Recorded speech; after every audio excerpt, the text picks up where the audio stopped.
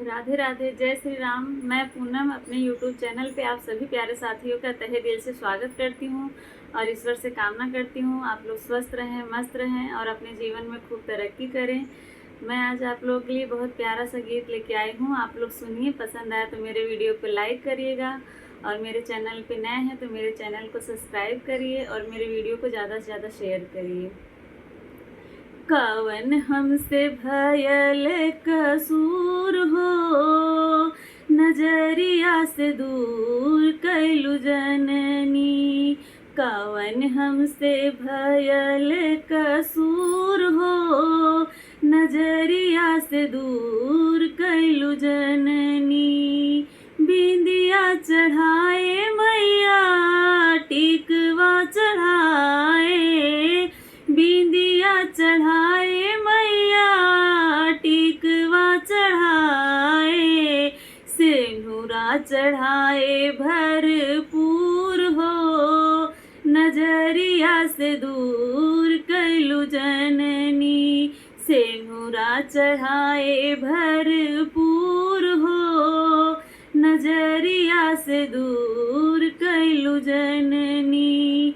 कवन हमसे भयल कसूर हो, नजरिया से दूर कैलु जननी।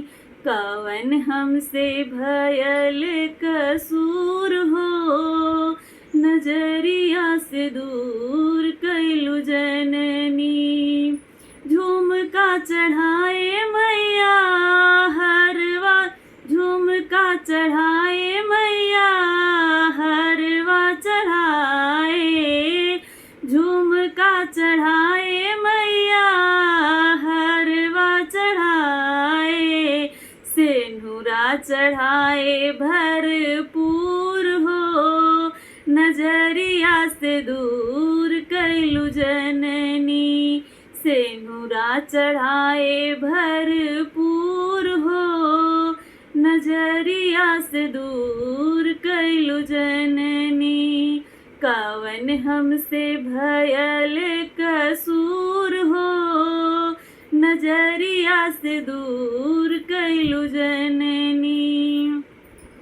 चूड़िया चढ़ाए मैया, कंगन चढ़ाए, चूड़िया चढ़ाए मैया, कंगन चढ़ाए, सिंदूरा चढ़ाए भरपूर हो, नजरिया से दूर कैलु जननी। सिंदूरा चढ़ाए भरपूर हो, नजरिया से दूर कैलु जननी।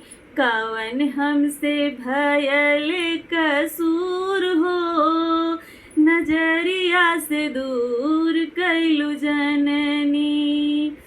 पैजन चढ़ाए मैया, बिछुआ चढ़ाए, पैजन चढ़ाए मैया, बिछुआ चढ़ाए, सिंदूरा चढ़ाए भरपूर हो, नजरिया से दूर कैलु जननी।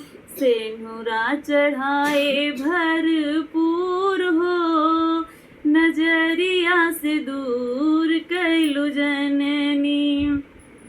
कवन हमसे भयल कसूर हो, नजरिया से दूर कैलु जननी।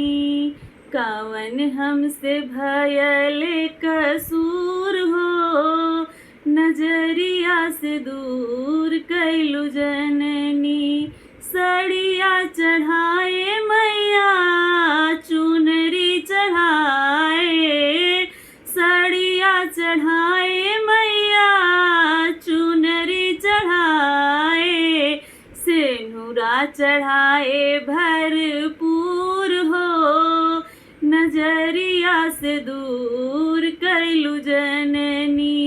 सिंदूरा चढ़ाए भरपूर हो, नजरिया से दूर कैलु जननी। कवन हमसे भयल कसूर हो, नजरिया अखिया से दूर कैलू जननी।